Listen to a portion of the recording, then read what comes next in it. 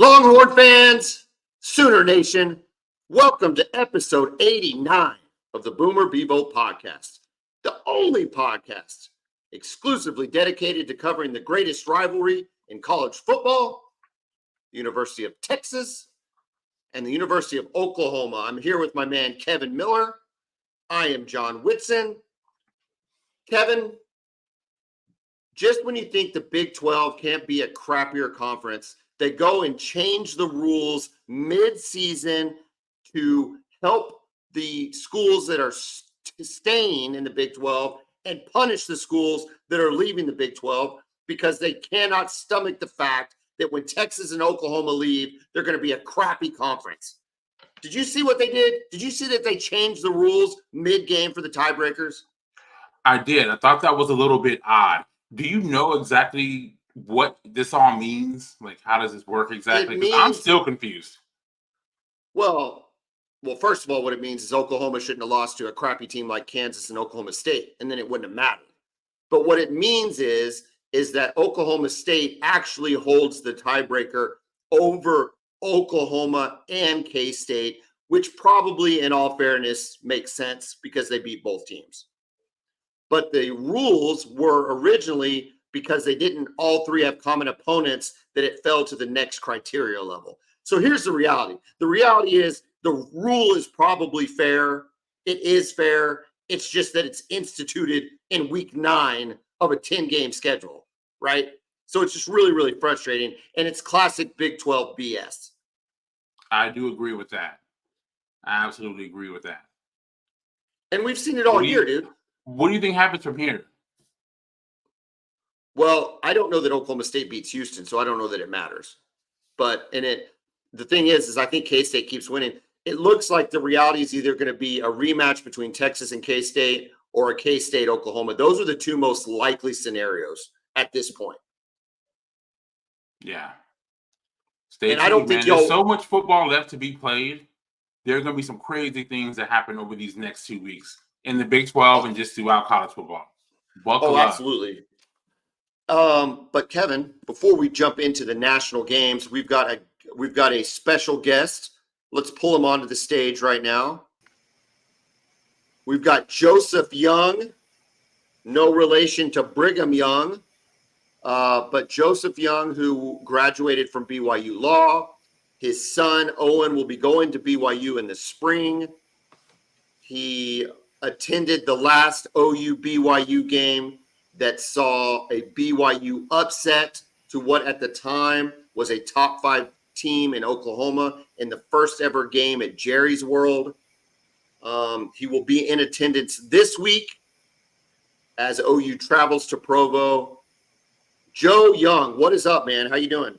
Good. How you doing? And I gotta say, I am related to Brigham Young, so whoa, got that going. Okay. How is the relation? Fill the group in. Just real quickly, I'm related 2 ways. I'm a direct descendant of Brigham Young and then have a common ancestor. So some female down the line from a common ancestor married back into the Brigham Young line. Oh, wow. So we got cousins marrying cousins. That's what it sounds like to me. Something like that. Dude, you fit into the Big 12 quite well. Okay, hey, BYU, I got to ask, well, let's just jump right into the negativity. BYU has struggled this year in the Big 12. You kind of got teased a little bit with a really big win at Arkansas, I thought, and you put up 38 points. It was on the road. You looked really good. But since entering the Big 12, it's been a struggle. How much of that struggle is BYU self-inflicted, as in they're just not ready, and how much was entering into like what is considered a Power 5 conference? I think it's a little of all of it, but I think the biggest issue is BYU and their lack of depth and recruiting. The problem is BYU started off, both of their safeties were injured before the season started. So you're already on 3rd and 4th string safeties. And then with each injury, they bring in people who aren't ready for prime time. So injuries happen more when you're playing better opponents every week. So I think that is, being in the Big 12 is part of that. But really, it goes to a lack of depth and kind of a lack of star power. Everyone knew it would be a little bit of a rough year, but it's been even worse than anyone imagined given the lack of depth. How are y'all looking recruiting wise? has recruiting upticked for y'all since entering the Big 12? And do you anticipate being able to win in the transfer portal? So BYU has had some wins in the transfer portal right up from the time they introduced them or announced that they were joining the Big 12. But recruiting of high school players doesn't seem like there's been a big uptick. And something's got to change, I think. And I think most BYU fans are thinking it might be the head coach, although everyone likes him. Something needs to change because recruiting's not doing great. Depth is hurt by it, and they don't have any fight. Yeah, that's what surprised me, right? I was expecting BYU to be that normal, tough, physical guys, grown men, essentially. I just haven't seen it that year. It was a big surprise to me, and I'm sure it is to you too. Yeah, I think BYU fans expect two things: good offense and aggression, hard physical play. And the offense is bad, and we haven't seen the fight and the aggression, the physical play that you normally see. I mean, we expect to lose sometimes. I mean, BYU's not going to challenge for a national title, but this year we're kind of missing out on the two things fans expect to see. Joe, when you talk about not seeing an uptick in high school, is that because you're still kind of recruiting the same base you were always recruiting? And how much does the Mormon mission, situation play into that? Does that still affect you guys recruiting high school, or does that actually give you an advantage in the transfer portal later on? I'm just kind of curious how those dynamics work compared to the traditional model you see it like in OU and in Texas. I think the whole concept of missions helps recruiting people that go on missions because BYU is better than most, obviously, at dealing with people going away for 2 years and coming back. So because they're good at that and deal with it, it gives them a leg up when it deals with kids who know they're going to go on missions. But having said that, it's kind of everyone else that they're not landing right now. And I think it's a little bit to do with Utah doing well and them being a draw for people in state. And I to be honest, I can't explain the other reasons. I don't know why recruiting is not as good as it normally is. I was wondering, what's the outlook in Texas? I know in years past, you guys would get some good players out of Texas. I remember Ross Apo a few years back was a kid that was actually committed to Texas, decommitted, ended up in BYU and had a pretty good career there. Any success there on the recruiting trail so far? A little bit. BYU has a freshman running back who's injured right now, so you may not have seen him, but LJ Martin out of El Paso. Yes. And he started several games. He's awesome. So there still is some Texas recruits coming and some good ones, but nobody like Ross Apo, who obviously was a huge name and a huge recruit. Yeah, he was a great player. I mean, it hurt me when he, decided to flip from Texas to BYU because we were excited about him for sure, and he had a great career there. He did. So, how strong were y'all when you were an independent? How strong were y'all at recruiting California? I would think that maybe not being able to recruit California because you're now more in the Big 12 is taking a hit. Is that true, or was California never really in play for you guys? California was always in play, but in large part they were people who are already kind of BYU footprint, members of the church and so forth, or people who had slipped through the cracks. And I think those people are still available, but there's some luck that comes into that, right? Every year might be different, and it's hard to land someone who slips through the crack and have them turn out. I don't know if you remember Jamal Williams, but Jamal Williams playing for the Saints now, he was awesome. He was not a member of the church, but he just kind of slipped through the cracks. He was really young when he was in high school. So you need some luck to get that type of person that they turn out to live up to their potential. So I think California still is about the same. There just hasn't been a little bit of luck involved with California recruiting.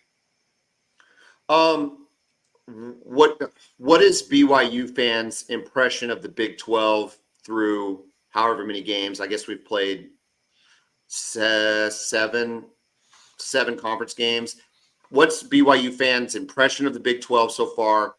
And I don't think we've talked to you since Utah has committed to the Big 12 following the implosion of the Pac-12. What do y'all think about Utah coming into the Big 12 as well? I think BYU fans, myself included, are pretty bummed out about Utah coming in.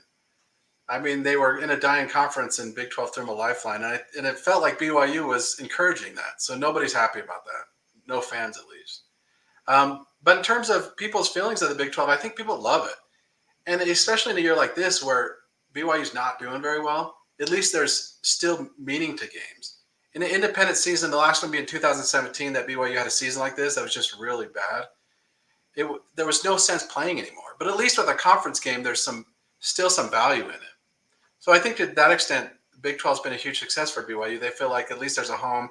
They've liked the fans of different places, and they've liked the locations. And so I think BYU fans would say it's a success, and pretty disappointed that the team didn't live up to everything else. How you feeling about the game this Saturday? I'm kind of bummed out that BYU's not going to keep their perfect record against Oklahoma.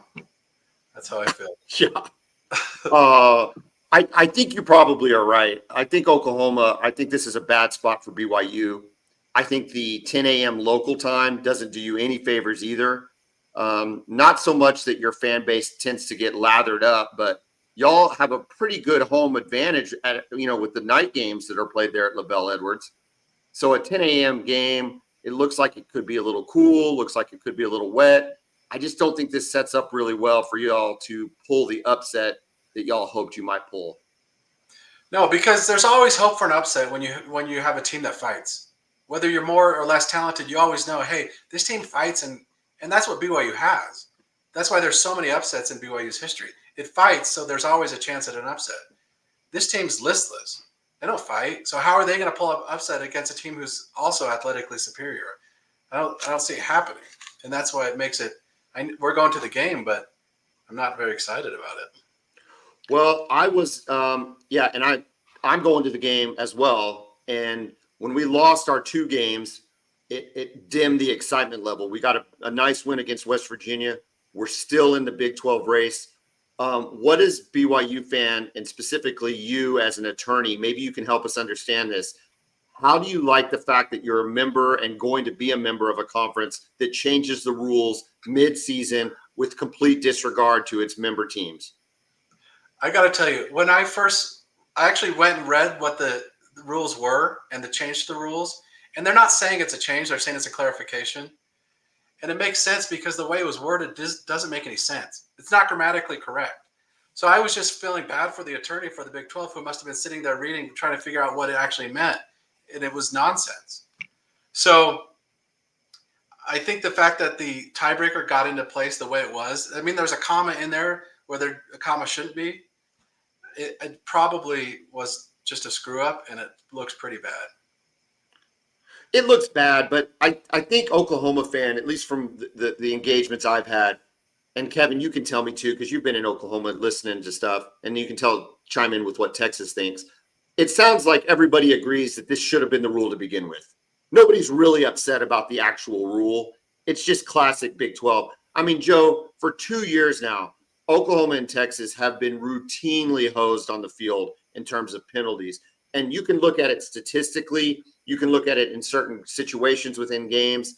The refereeing has been terrible. You've got the commissioner of the Big 12 actively rooting against Texas in a pregame speech at Texas Tech. It's just been one thing after another. The divorce hasn't been necessarily ugly, but it's been a divorce. We're ready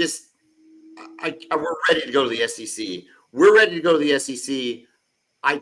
But I do like the direction of the Big 12. I like the fact that you did add Utah. I think that brings some prestige there in terms of bringing another big-time program in to replace OU in Texas. I don't think that the Arizona schools help you with football, though. No, they should. They have all the potential to do so, but they don't perform. Yeah, there's talent all through that state. Well, Joe, you've been part of the Arizona football scene. You were a coach at the high school level. What is the problem with ASU and University of Arizona that they can't recruit? It's always blown my mind that ASU can't recruit in football. Well, you know what the problem with ASU is, and U of A has been up and down, and they have their own kind of issues. But ASU established a culture of recruiting locally during the Frank Kush years, which is 80s, right? And they were a great team back then. But ever since then, they recruited first in California and would get Arizona kids if they thought they were great. But if there was a tie, the tie went to the California kids. And you're not getting the USC kids. You're getting the kids USC doesn't want and UCLA doesn't want. But it established a culture where the best Arizona kids didn't come to ASU because it wasn't a pipeline that was established. That's the problem with ASU. They've never been able to overcome that. If you look at the recruiting rankings in Arizona, the top 10, 15, 20 kids are all going out of state. And it's kind of a self-inflicted wound from 30 years ago. Kevin, what is Texas fan?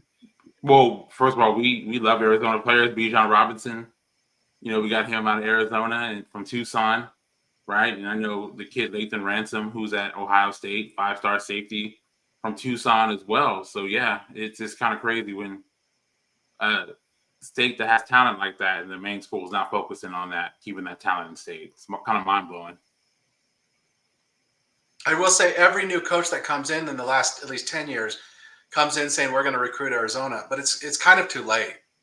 There's a culture in Texas. My belief is, viewing things, Texas is kind of the number one school, and you want to go there if you're a great player. Then you want to go to A&M and these other schools. In Arizona, you want to go to the best school possible, and ASU is not part of it because they never established that, or they blew up the pipeline years ago. Yeah. It does seem like Arizona has a good thing going though with their coach Jed Fish.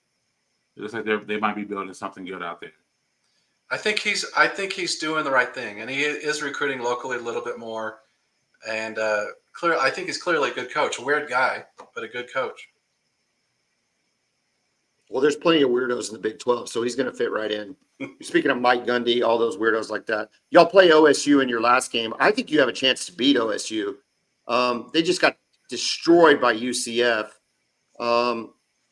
Do you think do you think you can get bowl eligible? Because you got to play OU and then into season with OSU.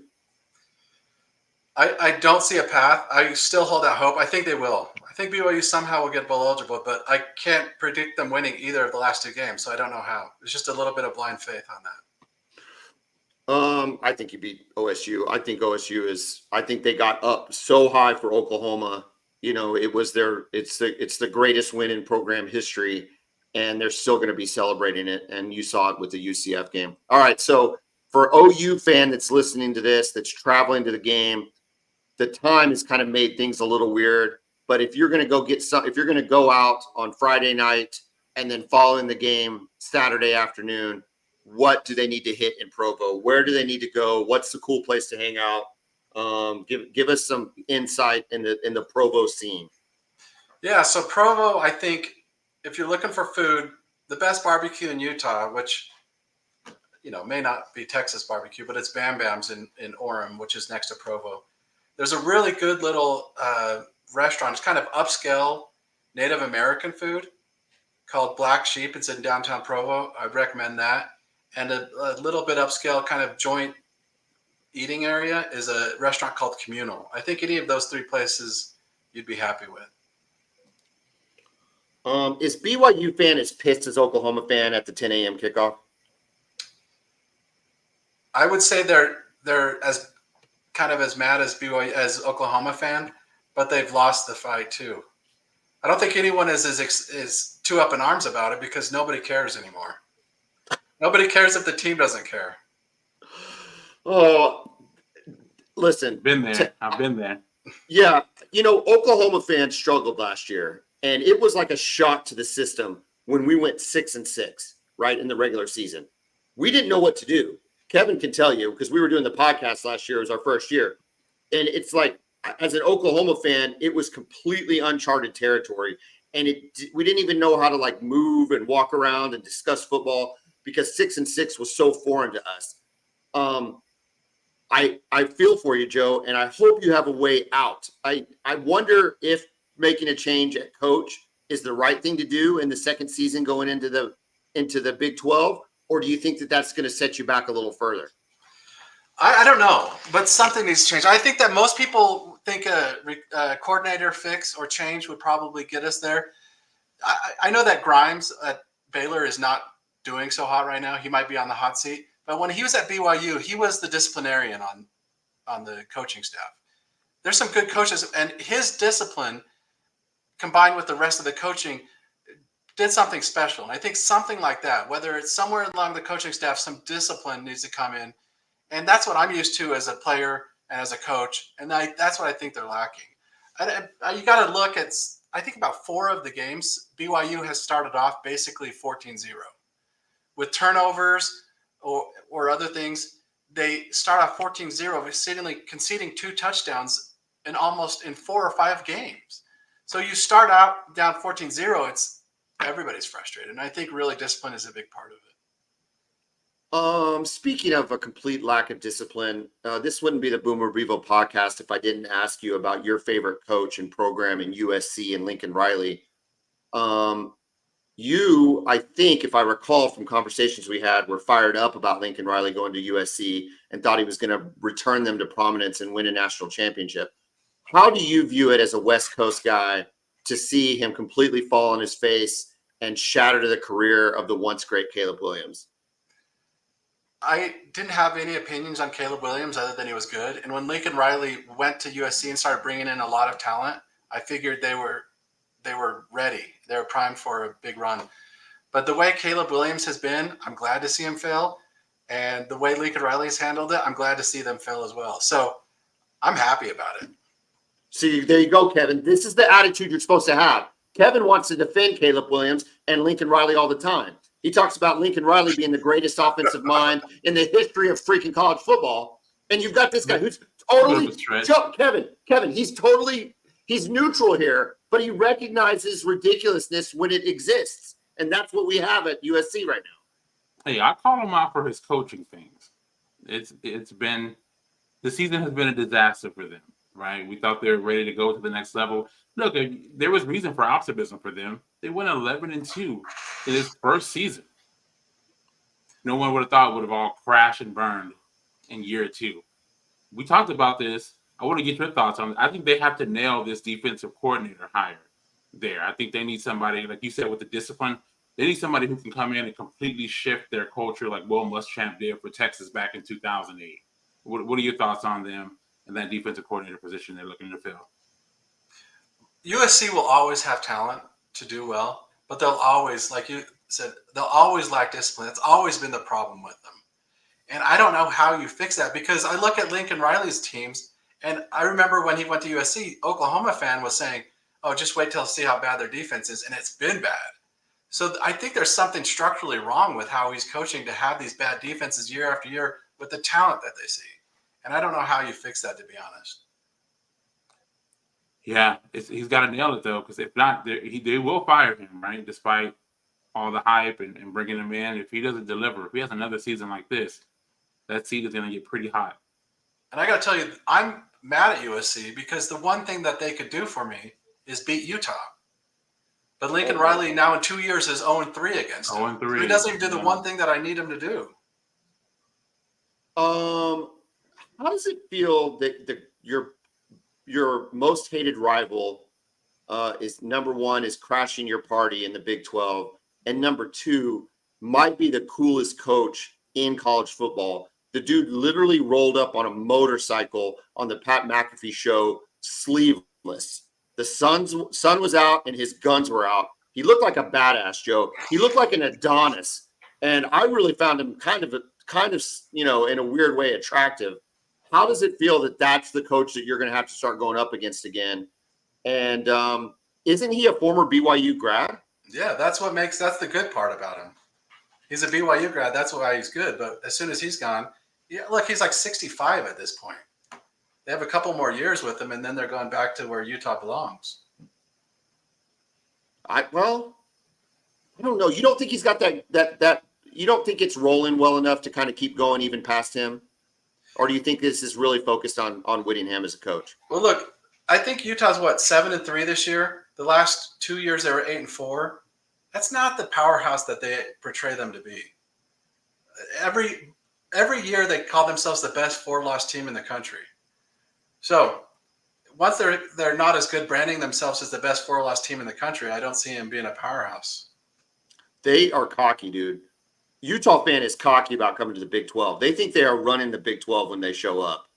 And maybe they are. I don't know. I think a lot of it's going to depend on what TCU does. See, it's interesting to see what Prime does at Colorado. If he can get those guys some depth there, I think Colorado has a chance to be really good in the Big 12. I think it's going to be a pretty Kevin and I have talked about this a lot. I think the Big 12 conference going forward is going to be a fun conference to watch football, to watch basketball. There's just a lot of like really named schools that are going to be enjoyable. I think you're really well positioned. I just think it's pretty. I think it's about time Oklahoma and Texas get out. Kevin, there won't am I wrong? be as big of a name as either of Oklahoma or Texas, but it'll be a lot of fun teams, with Utah being the best 4-loss team in the Big 12. So you're a West Coast guy, grew up probably as a Pac-12 fan, I think a little bit, right? What's your thoughts on losing the Pac-12? I think it's sad. The loss of these rivalries and these regional conferences is sad. I don't know how anyone watching football who's watched it for years can't think that. Now, schools are probably in a better space for them, and I think everyone's kind of happy individually, but as a whole, it's a sad state.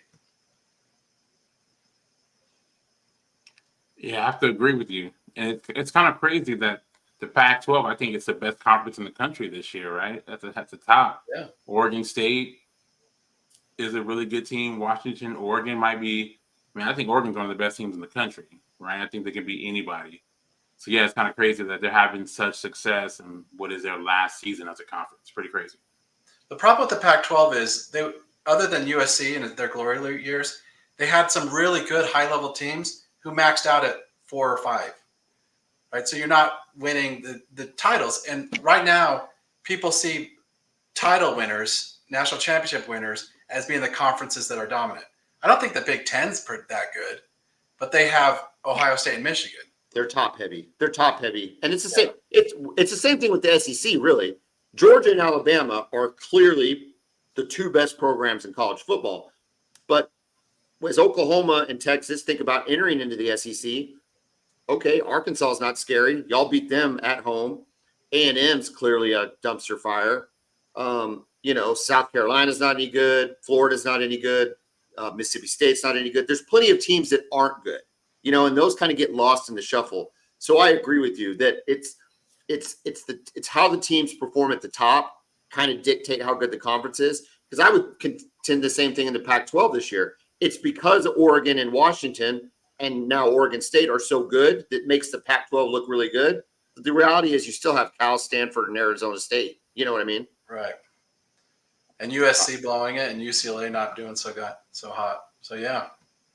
Can you believe USC, Kevin, real quick, is a 7-point favorite against UCLA? Well, I heard that they might be dumping Chip Kelly, UCLA, so that might have something to do with that. Oh, yeah, well, I don't know. Joe, any other thoughts on the game? Any other things you want? Any parting shots you have for Texas or Oklahoma fan? No, other than I think that everybody's sad and wants to apologize to Texas for not showing up. But want to thank Texas also for not knowing how to score in the red zone. So seriously, yeah, it's gonna get us at some point this season.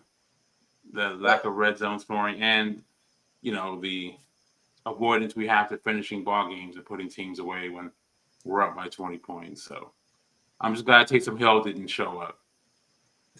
We need a Taysom Hill. We don't have a Taysom Hill or even a Zach Wilson or Jaron Hall. So that's the lack of star power is part of our issues. But here's the deal. I want to talk about Taysom Hill real quick since y'all brought it up. I wasn't going to bring it up, but I'm going to talk about it. They interviewed him on Good Morning Football the other day. That is the most boring interview I've ever heard in the history of pro football. He was like so vanilla, so plain. He might be the most exciting player in the NFL right now, but he was the absolute worst interview. Joe, is he seriously that boring of a human, or is this like some sort of self-preservation tactic that he's employing? I think it's genius, and it's a self-preservation tactic. I don't know if you saw in a previous interview last year, he was asked about whether he should throw the ball more, or get the ball more, and he said, I don't know, I just work here. I think he has the attitude that he has to protect his spot, a safe spot on the team, a playmaker spot, and he just does what he's asked of when he's asked to do it. So I think it's a pretty smart move on his part. Are you a Taysom Hill fan, Kevin? No, I mean, I respect the guy because he destroyed us twice. I mean, twice. He got our defensive coordinator fired. That's how good that guy was. Every Coming time off I hear his name, coming it off an makes me cringe. ACL, right? Wasn't he coming off an Correct. ACL? Yeah, but between I think he might have been off of like both times. Did he have multiple knee injuries there? He I did. think both times they played Texas, he was coming off of ACL injuries. And yeah, I mean, they destroyed us in Provo and then came to Austin and did the exact same thing. Yeah, I mean, he destroyed Texas as much as any player we've faced in the last 20 years. So that's my thoughts on Mr. Taysom Hill. Much respect for him, though. I respect the heck out of the guy, right? And the fact that he's had those injuries, came into the NFL as an older player, and is still stuck around, right? And got a really good contract. So, hey, good for him, maximizing his capabilities, that's for sure. But you're not rooting for him. It doesn't sound like you're rooting for him. I'm not rooting against him either. Not either. Wow. Those are the hard, Kevin. That's the harshest words I've ever heard you describe anybody. You must really harbor some feelings against Taysom Hill. Hey, listen, man. Twice. I mean, come on, man. No one's got us like that. Joe, thank you so much for jumping on. This was a lot of fun. We'll see you in Provo here in a couple days for a true Rooster kickoff. You didn't mention any breakfast places. I don't know if we'll even have time to get breakfast on Saturday, but any good breakfast places if you want to get there like at 6:30 in the morning, or are we talking like Waffle House time here?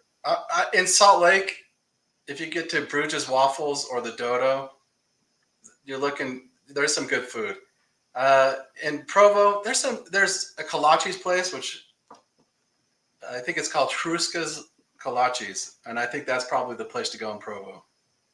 That's probably what you're going to have to grab for a 10 a.m. kickoff. It's going to have to be a quick grab and go. You're not sitting down and having brunch. You know?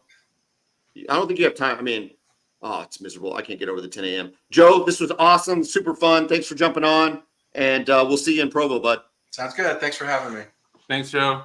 Thank you. There you go, Kevin. Joe Young breaking down BYU. Hey, that's going to serve as our BYU breakdown. I did not want to pile on. He seemed pretty dejected about his team. They are ranked 124 in rushing, 123 in total offense, 104 in scoring offense, 128 in third down offense, and 112 in third down defense. They are not having a great year. Oklahoma should roll in that game. Yeah, I mean, we'll just step into this for a little bit, right? Finish up our OU preview, right? What are you hoping to see from OU? Since we know you should win the game. Absolutely. Anything specific you're looking for? You know, is there one thing? I want Sawchuk to continue to run the ball. I think that this is an opportunity to have another really good game. And then in addition to that, I liked seeing what I saw with the tight end. We need another pass catcher on this team, right? Losing Andrell Anthony really hurt our offense, and we saw that especially in the UCF game, and then again in Kansas and at Oklahoma State, is that extra pass, catcher. So I think to get the tight end going, especially over the middle, I think that's going to be really key. In the event that we're able to get into the Big 12, probably play either Texas or Kansas State, we're going to need that big pass catching presence, especially over the middle. I liked how he got him involved on Saturday. I'm hoping to see Stogner involved again. So if you ask me offensively, that's what I'm looking for. Defensively, I'd like to see who's on the field. We've had some injury issues. Gentry Williams didn't play last week. I kind of want to see who's going to be out there. I think that's really important. But I just think BYU's in a bad spot. I think this is the first time all year where I felt really good about Oklahoma just going ahead and just beating a team down. And I kind of feel like that's what's going to happen in this game. Yeah, it just doesn't look good for them at all, right? And like Joe said, it almost looks like the team was kind of punted on the season, which is never good, especially when we got a good opponent coming to town. Well, I think I think if you've got a team that's still fighting, I don't know that you change coaches. But if you've got a team that's given up, I think it's time to start looking at that. It's really hard to recover from that. Yeah, and like he said, I know the coach is well liked. I've heard the same thing, but it's just a results business. results-oriented business. So if you're not getting it Well, and going into a new conference, man, you can't fall behind. well, that and they're about to have to start playing Utah again. And listen, they Yeah. hate Utah. Yeah, in a They conference. I mean, they abs- play them every year anyway, the Holy War, but yeah, they're no, not they in the don't same play. They don't conference. play. I don't think they necessarily play them every year. I think there's been Really? some Are you years where they sure? don't play 'em. Oh, okay. I thought it was a non-conference game or whatever that they played. Maybe, but I don't think they've played them every. I don't think Utah played them last year. I could be wrong about that, but regardless, it is a conference opponent now, so it has even more meaning. And I don't really know. All right, let's take a look at the national schedule real quick. I know we went a little long with Joe, but that's okay. That was good. Friday, Colorado's at Washington State. Washington State's a 4.5-point favorite. The big thing now at this point is seeing if Colorado can get bowl eligible. I think they need that to get the extra practices in. I think Prime is starting to need that. He seems to lost a little bit of swagger, so it'd be kind of fun to have him get Yeah, back to. and I've defended Prime all year. The only issue I have with him is when he demoted the offensive coordinator, took away his play calling responsibilities, and gave it to the other coach, and I can't remember his name. I thought that was a huge mistake. I thought their coordinator had done a really good job at designing plays and getting the most out of their offense, despite them having one of the worst offensive lines in the country. So I kind of disagree with that. So we'll see if they can bounce back and get a win here. Michigan's at Maryland. Maryland's getting 19. Louisville at Miami. That's a 1-point spread. Miami's a 1-point underdog at home. It's only a 1-point spread with Miami and Louisville. I know if we're betting this game, and I don't necessarily, we don't have a guaranteed 3 games, so keep that one in mind. But yeah, it's just a 1-point spread. I would seem to favor Miami at home. Louisville's kind of fallen off a little bit. They started off really strong, but they're not the same team they were even 4 or 5 weeks ago. Ole Miss in their bye week game plays Louisiana Monroe. Number 25 Liberties at UMass. Utah at the aforementioned Arizona. This is another one where Arizona is a 1-point favorite against number 16 Utah. They're Another a good team, really, Jetfish. yeah, they're a good team. We know Utah can play defense. It's going to be, can they score against Arizona? This would be a big win for Arizona, I think. Though Massive, yeah. They've played everybody really tough. They've played the big boys tough, but they just haven't quite gotten over the edge. If they could get a win against Utah, I think that'd be a big win for Arizona. In the Big 12, Cincinnati at West Virginia, 6.5-point favorite, West Virginia. App State at number 18, James Madison. The problem is, dude, when I see like James Madison ranked at 18, I mean, are they favored against any team in the Big 12 outside of maybe BYU? Yeah, maybe Cincinnati, perhaps. I mean, that's just. I appreciate that we rank some teams like that, but not really. Like, they don't have any business being ranked 18th. I think it's weird. Yeah, they would struggle playing a Power 5 schedule, that's for sure. Yeah, but it's interesting though. This is our first year being up on was it FCS or whatever, or FBS, and they tried to apply for a waiver to get into a bowl game, and the NCAA denied that waiver today. Are you serious? Yeah, you have to wait 2 years. They give you a curve, and they like, well, hey, we're undefeated in our first year being in the big leagues. We should be able to play in the ball, and the NCAA is like, nah. Okay, so let me understand. Let me understand this. Help me to understand this. They have like almost every single team makes a bowl game, and so you end up with some really crappy ass teams in bowl games. And you're going to have a team that's going to have at least 10 wins. They might already be at 10 wins. You're going to have a team with 10 plus wins not make a bowl game because Correct. They're too new. That's right. That's the dumbest thing I've ever heard. That's the dumbest thing I've ever heard. Unbelievable. God, that's so stupid. We might end up picking this game, Georgia at Tennessee. Tennessee's getting 10.5. I don't think that line's enough. I think Georgia rolls. I just think Georgia rolls. Same here. The way that they've been looking, I don't know what Vegas knows why they think it'll be this close. I mean, the line against Ole Miss, wasn't it more than this? What was it last week? Yeah. So, and they must think that Tennessee matches up better, or you will get a less motivated Georgia this week than you got last week. Yeah, I don't think it matters. I think Tennessee is one of those teams that you get up for, though. That's a longtime rival. Like True. this isn't a team that they're going to sleep on. I just can't imagine that. And I haven't seen anything out of Tennessee. I mean, the last big time game they played was Missouri, and Missouri beat the doors off Yeah, them. the game was not close. That offense, man, is not the same this year. Wake Forest at Notre Dame. Notre Dame still ranked number 20. They're a 24.5-point favorite. Here's an interesting line. Number 22, North Carolina at Clemson. Clemson's a 7-point favorite, despite a lackluster season going up against a ranked North Carolina team. Are you Yeah, willing to think that Clemson wins by more than 7? Or I do they would be a win at little bit all? surprised. I would be surprised. Well, I wouldn't be surprised if they won, right? Clemson seems to be peaking right now, right? It was a horrible start for them, but they played really well the last few games. Um, and North Carolina seems to be reeling a little bit, right? They got off to that incredible start. They lost that one game, and then the way they blew that Georgia Tech game, needed double overtime to beat Duke. So the defense is really struggling.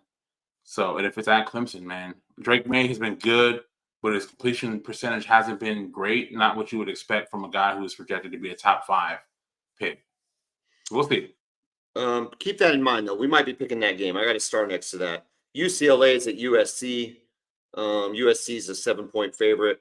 I don't even know what to pick at this point with that team. Either one. UCLA Yeah, hasn't. we talked They haven't about had this. a Yeah, great season. I heard a report that they're likely going to fire Chip Kelly after that game.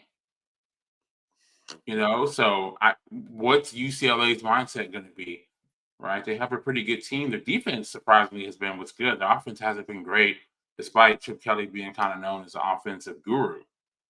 Right, and then with USC, I mean, what are you playing for at this point, other than pride, and other than it being a rivalry game? So who knows?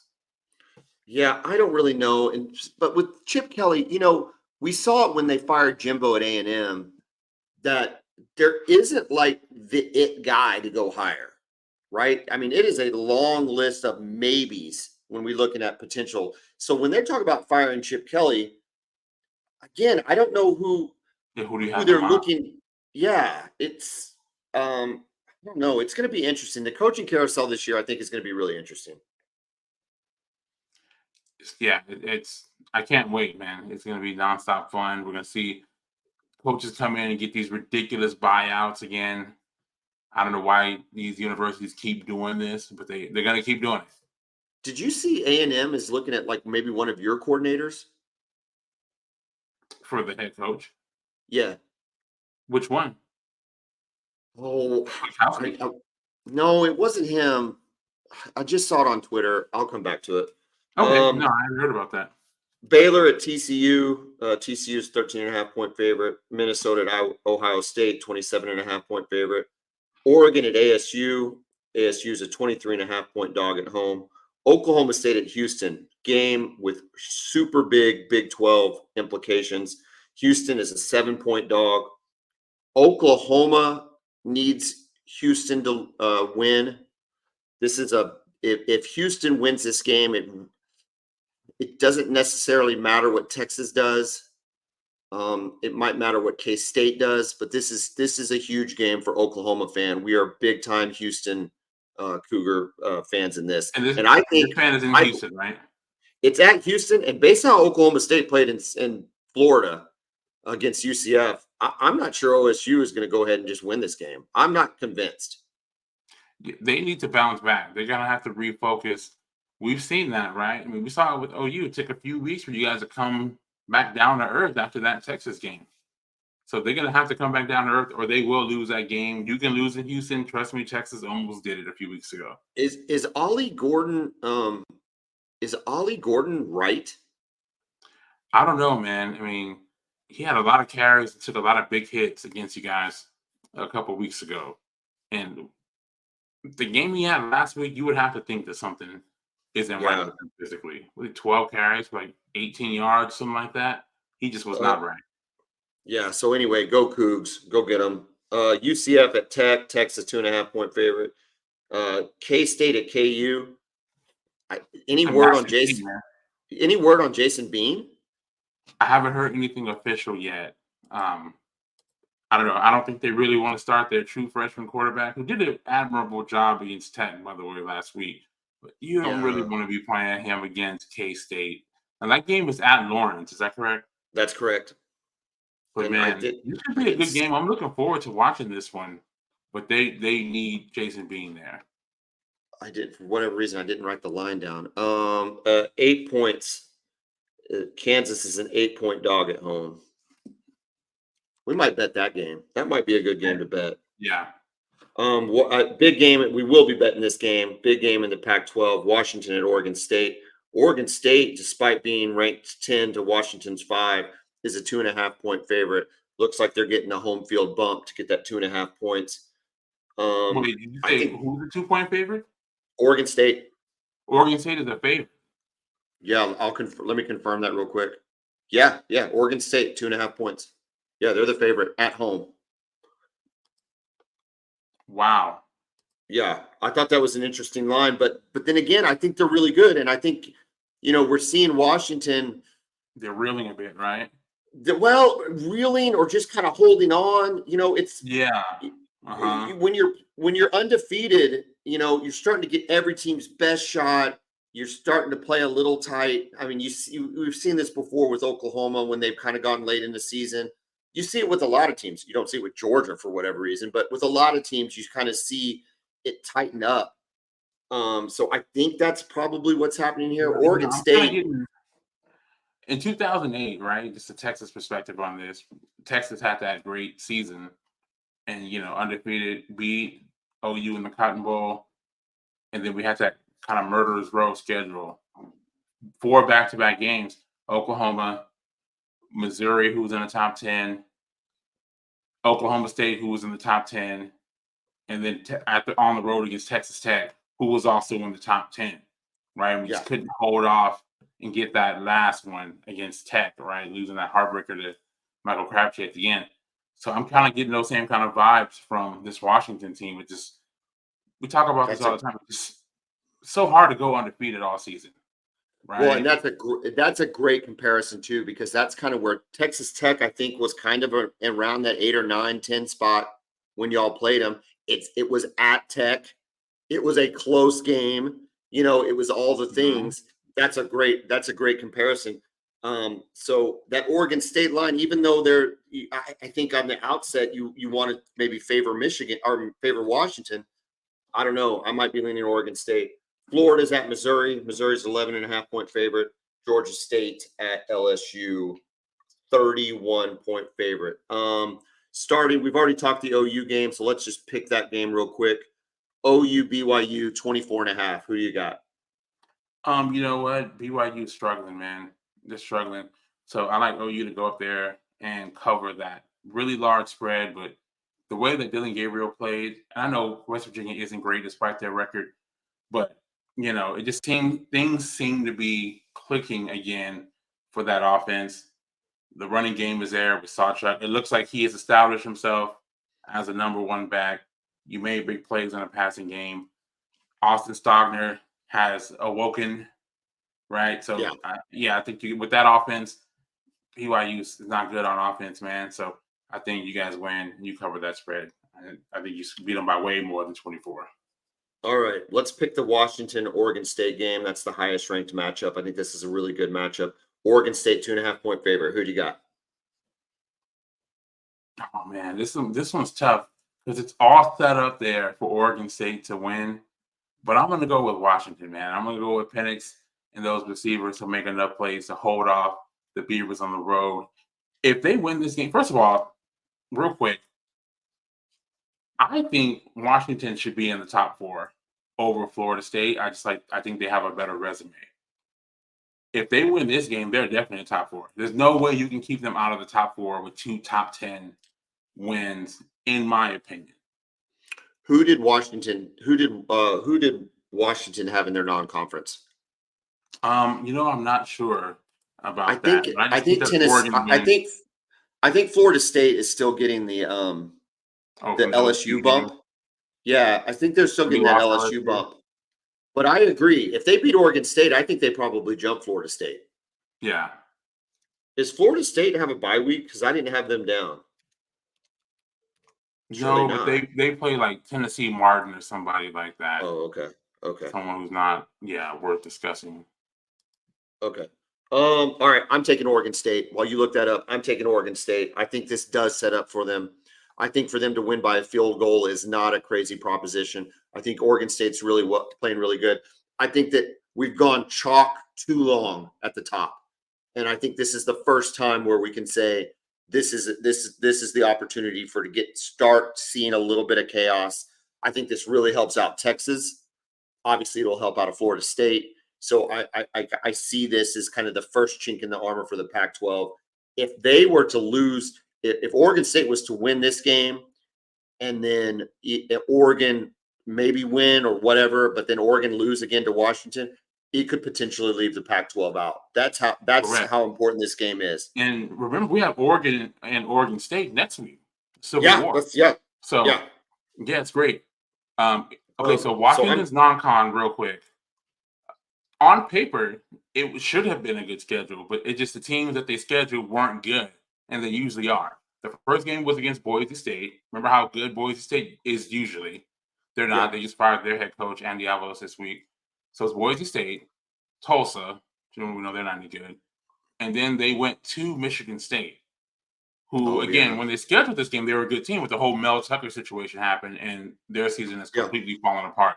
And they beat them 41-7. So on paper, it was a good schedule, but nah, it doesn't. Yeah, not their fault. Not their fault. They tried to put a good schedule together. I mean, it works out for them, and they got wins. But all right, I'll write down real quick. They got wins over Arizona, who's currently ranked number 19. Of course, they went over Oregon. USC is not any good.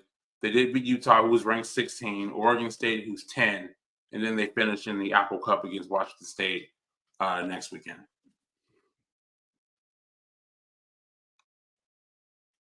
So, okay. I think they should be in the top 4, but hey, they got the opportunity to show it this weekend.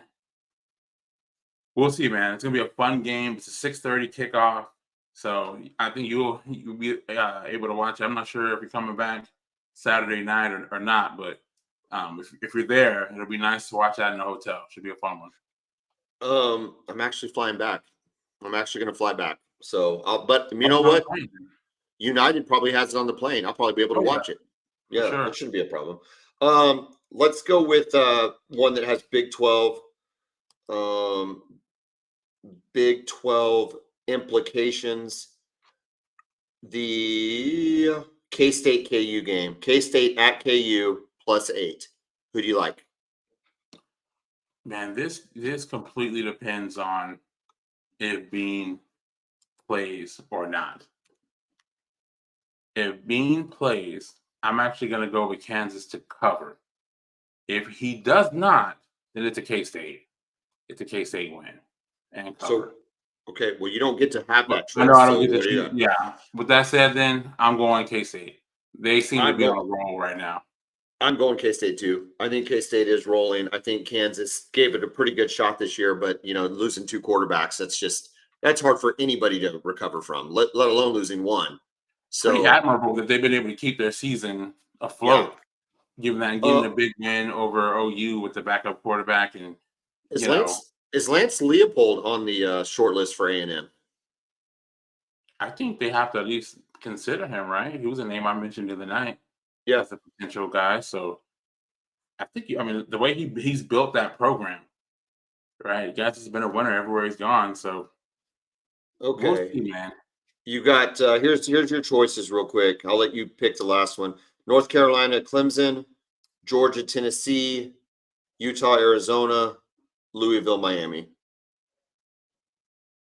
Let's go Georgia, Tennessee. Okay. 10.5 point favorite to Tennessee. I just don't trust Tennessee. I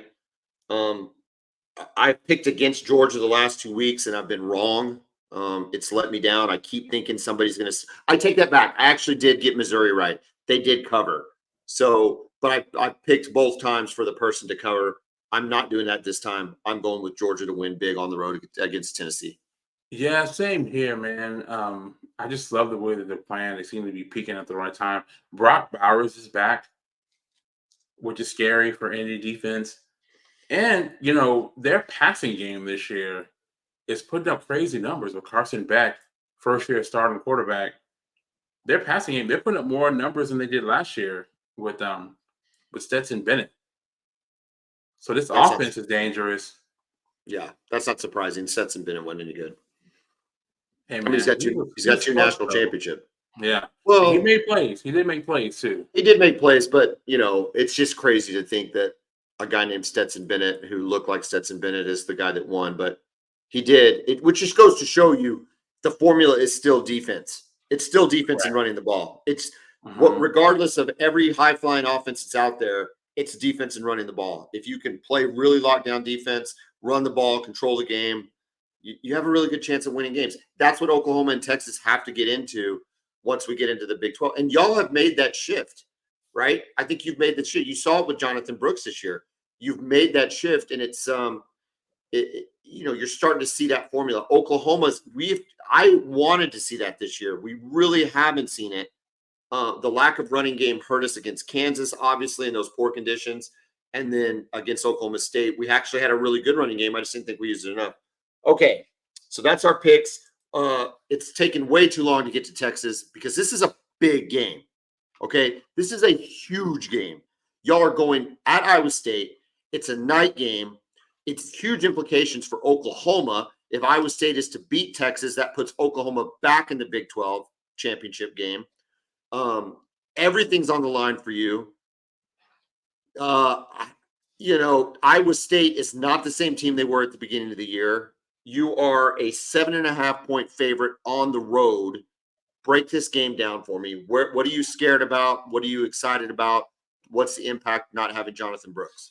Well, first of all, it's going to be a crazy atmosphere. It's going to be one of those night games. You know how they wear those all black uniforms that aren't their colors, but they wear those on night games on Saturdays. They hate Texas, right? Did you hear what that offensive lineman said? Oh, yeah. Interviewed Yep, him, and saying that we circle 2 games a year, Iowa and Texas. So, I mean, again, we talked about this with Texas and OU being everybody's Super Bowl. And it's their Super Bowl, right? So we have to match their intensity. That's my concern, right? Hopefully, maybe those comments will light a fire to some of our guys so we can start off the game with the kind of intensity that we need. Because if we don't, we're going to find ourselves down by a score and maybe 2, and then forced to have to come back on the road. Okay, so you've played Kansas State and TCU in consecutive games. Is that correct? Correct. That's right. And both games were 3-point wins. You've started out strong in both games and allowed them to come back. If you get a big enough lead against Iowa State, can you hold it this time around? Because I don't know that Iowa State has the firepower to come. I don't know that Iowa State has the firepower to come back, I mean, Kansas State really isn't built for that either, right? And they were able to. I mean, I know they have more experience, with Will Howard out there, and the Rocco Beck kid is a freshman. But I don't know, man. We just struggle to put teams away. We get too conservative, right? We run the ball, which is good. We all like to run the ball. But you got to mix some kind of passing game in to keep your quarterback in a rhythm and to keep the defense honest, right? We couldn't convert third downs. For me, this is a big Quinn Ewers game, right? This is a big Quinn Ewers game. If Jonathan Brooks isn't there, the running game was not going to be as good. Like C.J. Baxter, the freshman, I think he's going to be a great player, but he's not Jonathan Brooks yet. Jaden Blue, the other running back, he's really talented. He's not Jonathan Brooks either, right? So we're still going to stick to the run, I think. But no, this is a Quinn Ewers, this is a J.T. Sanders, this is an Xavier Worthy, and this is an A.D. Mitchell and Jordan Whittington game. We've got all these weapons. We got this talented quarterback. Get the ball to your weapons and let them make plays against this Iowa State defense. Go on the road and make this happen. Is this the type of game, because, Iowa State loves to run the 3-3-5, and they really kind of umbrella that. Is that go against your ability, though, to get it into your playmakers' hands, the kind of that umbrella defense that they play? I think so. Yeah. I mean, first of all, yeah, they're the ones who started this. This Yep. whole thing started. They brought that defense out when they played you guys in 2017. And no one had ever seen this. And then I think people saw, what is this? and they got Baker Mayfield and that explosive OU offense looking confused. They beat you guys in Norman that day using that defense. And since then, it's become kind of all the rage through college football. So, yes, it may limit some downfield shots, but that's fine. That's fine. We still have weapons. Just get them the ball in space and let them make plays. I trust our guys to make plays. We saw it last week, right? We utilized Xavier Worthy the way that I feel like he should be. Just put him one-on-one and let him make guys miss and get up the field. You know, even if the huge explosive plays aren't there consistently, just get the ball to them and let them make things happen. And that can be a variation of the running game that you like to have with Jonathan Brooks. Since we don't have him, use that. As far as our defense, look, I need our guys. Hopefully, our defensive line dominates, right? Yeah. We should in the middle because we have, in my opinion, the two best defensive tackles, or at least the best pair of defensive tackles in the country, right? With Murphy and Sweat. I love those guys. We should dominate inside. Hopefully, our edge guys can get some pressure on them when they stop to run, or certainly when they drop back to pass. And hopefully our linebackers and coverage can tighten up because we let up too many big plays, especially in the second half once we've got a lead. So my hope is that we get a big lead and we just keep running it up. Looks like we lost John here, but yeah, going into this game, I just really want to see them come out, establish their dominance, and just make it happen, man. It's a huge opportunity. I don't want anything to come down to potential tiebreakers, worrying about what anybody else is going to do. It's in our hands. Let's just go make it happen. Yeah, you know, Sark, he talks about the all gas, no brakes, right? It's interesting because over these last few weeks, we've seen the all gas, no brakes in the first half, but it's like once we get a 3-score lead, we just kind of all. He literally hits the brakes. He literally hits the brakes. Yeah, absolutely. Like, and we're not even talking about letting your foot off the gas. No. He hits the brakes. So either he's got to step that back up or we got to just stop saying that, right? Because we really should have some 40-point wins and over these good teams, right? Like K-State in that first half, they did not belong on the field with us. Same with TCU, Houston either. And then next thing you know, we're fighting to hold on to win the game. If we do this again, man, I just got a feeling it's going to burn us at some point. Well, this is the one I think, I don't know. This is the one I think it burns you on, though, because it's on the road. Iowa State's always a well-coached team. They're playing better than they were at the beginning of the season. Quarterback's, he's not a true freshman anymore because he's, this is his 9th game in. I look at this game and I think that this is the put up or shut up game. I feel like you win this game. I feel like you go ahead and beat Texas Tech. Like I'm not worried about you guys playing Texas Tech if you win this game. If you lose this game, I think then you got an opportunity to lose at Tech because you kind of have a letdown, right? It's kind of like, great, what are we playing for now? Not quitting necessarily, but just a general letdown. So just deflated, yeah. I think this is the game for your season right here, right now. Yeah, y'all are a 7.5 point favorite. I got to tell you though, I'm rooting for Iowa State. I'm going to pick Iowa State to cover the 7.5, and I'm picking the upset. I think Iowa State upsets Texas. All right. You know what? I'm putting my belief in our guys this week. I'm gonna pick us to win and to cover the 7.5 on the road at Ames. Yeah, big game from our receivers, all of them. Well, here's the Jordan deal, right? Whittington especially. When's the last game that Quinn Ewers just balled out for y'all this year? Alabama, maybe. But yeah, at no point has he been horrible, right? Like, it's interesting because if not for those damn turnovers in the rivalry shootout, I thought that was one of the best performances of his career. Yeah, that's probably. Yeah, he did. He played a really good game that game. Like, I think he had one incompletion in the entire second half. Yeah, one incompletion. I think he needs to ball out, dude. I think this needs to be a game where, he goes. He has a really high percentage. I don't know, like 25 of 30. Needs to be north of 350 yards. I mean, because you don't have Jonathan Brooks to rely on. And so you got to think that you're going to use some of that short game, that short passing game to kind of substitute for the run game, right? The quick outs to Xavier Worthy, Whittington underneath, the slants, the things that Quinn likes to throw. Like, you should see a pretty high usage rate out of Quinn Ewers in this game. And he's going to have to be really, really good. I don't know that he can do it. I don't, and that's kind of why I asked the question about him balling out, because he really hasn't. His stats look pretty good. He clearly hasn't lost you any games, because I don't even think he lost you the Oklahoma game, right? I don't think he lost that game. He didn't help with the turnovers, but I don't think he lost the game. No. But he hasn't gone and won you a game. The TCU throw was really big, but still, dude, like you said, just go get the lead and take them down and beat them down.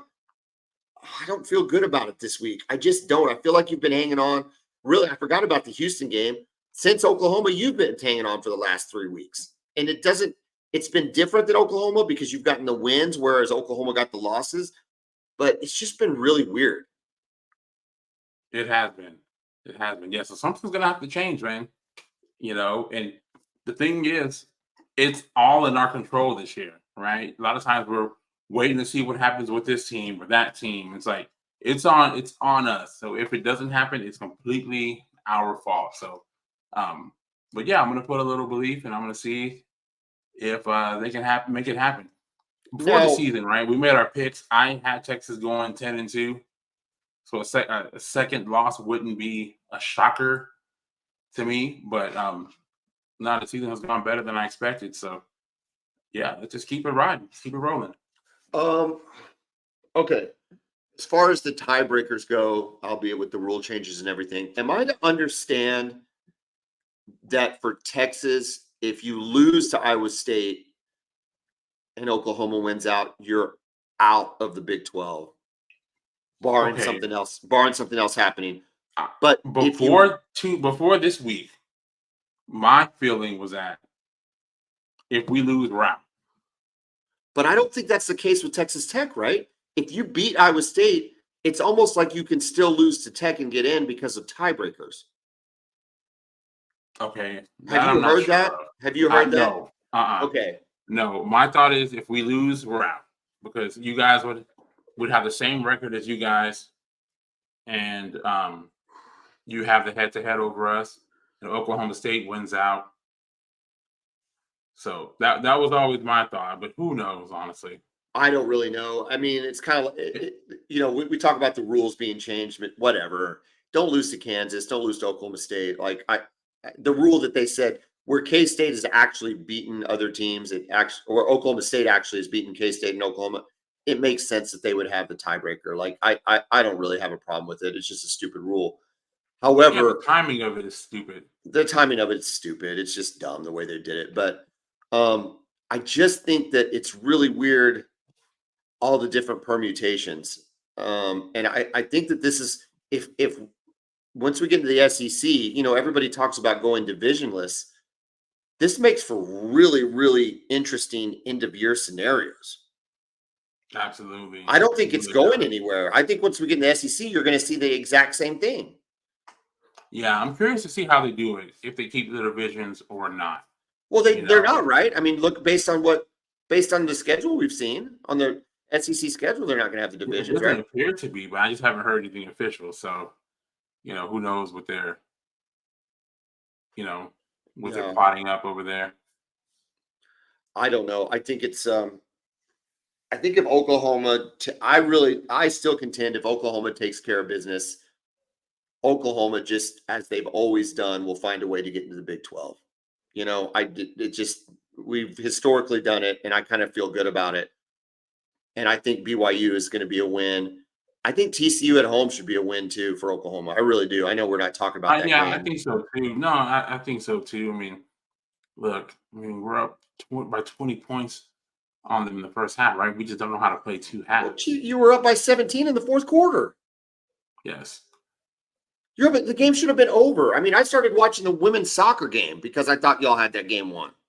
Like, it was so weird that y'all let them back in. It was weird, but I don't know. I think, I've already said it. I think Iowa State makes you finally pay for, playing these sloppy fourth quarters. I think that this is one where you can't afford to be sloppy. Iowa State's just a little bit better than, I think they're better than TCU for sure. and you're getting them and it's not on the, you got K-State at home. I don't think you're getting that benefit, but that's just me. That's just kind of where my thoughts are. Yeah, man. I mean, anything could happen. It wouldn't surprise me, but yeah, I'm gonna believe in our guys. Kevin, your San Antonio Spurs got the doors blown off of them last night by the Oklahoma City Thunder. Any thoughts on your Spurs? Are they progressing the way you want them to progress? I And mean, how do they're you not feel a about very how good do you feel team. about the Thunder so far? They're not a good team, right? I mean, they struggle defensively. Wemby is incredibly talented, right? We see flashes of brilliance, but he's still a rookie out there. He's still trying to figure things out, right? It seems like he should be the focal point of their offense. But I don't know if he's just ready to handle all that yet. And they don't have a point guard. They don't have a true facilitator on offense. So, the offense can be stagnated at times. So I don't know, man. I'm happy with him, what I've seen from him so far, but it's definitely a process for the team. Yeah, As far as the Thunder go, though, I mean, I love what I've been seeing from them so far this year. They built that roster up, and with these young, talented guys they have, I mean, you know how I feel about Shea Gilgeous-Alexander. When they made the Paul George trade, and everybody was devastated, and I remember telling Jeffrey, your son, that, well, hey, you get Shea Gilgeous. I watched him as a rookie with the Clippers, and he flashed. He came off the bench, and every time he come off the bench, it was instant offense for them. So, I mean, I don't know if I thought he was going to end up being first team All NBA, right, and a legit MVP candidate this year. But he's been great. And then you have Shea, Giddey and Shea, Hayward. Shea is one of the most unique basketball players I've ever watched.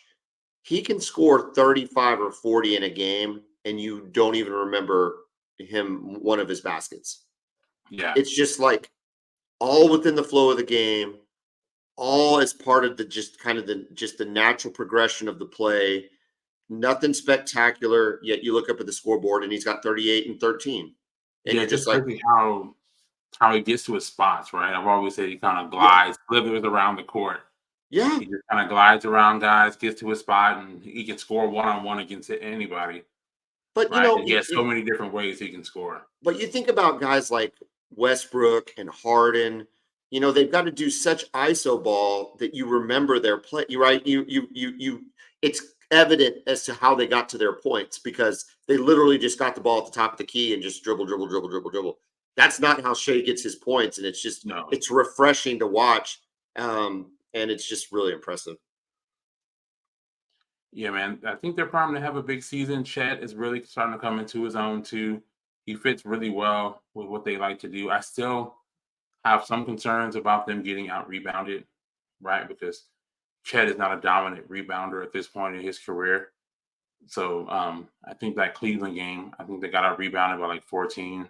Yeah, You know what I mean? So that could be an issue for them once playoff time rolls around. But they've got all the assets that they can make a move. If there's a big out there that they felt like could come in and help them, they've got so many assets with future picks, and they got a lot of young, talented players that they could I part love. with if Yeah. they feel like they can find the right guy. So The only yeah, problem for interesting future. the only problem for the Thunder is they're in the Western Conference with Denver, who just Yeah, continues to they just. look unbelievable, man. All right, Kevin. Really good show. Again, big thanks to Joe Young for jumping on. I learned something new today. I did not realize he was related to Brigham Young. This is fantastic. What a lineage. What a lineage. But anyway, thanks again, Joe, for jumping on. Kevin, big week for Texas. Big, huge week for Texas and Ames. Going to be a cold, wet game in Provo for the Sooners and for me, but that's okay. It'll be a fun trip. Kevin, have a great rest of the week. Boomer. Hook 'em.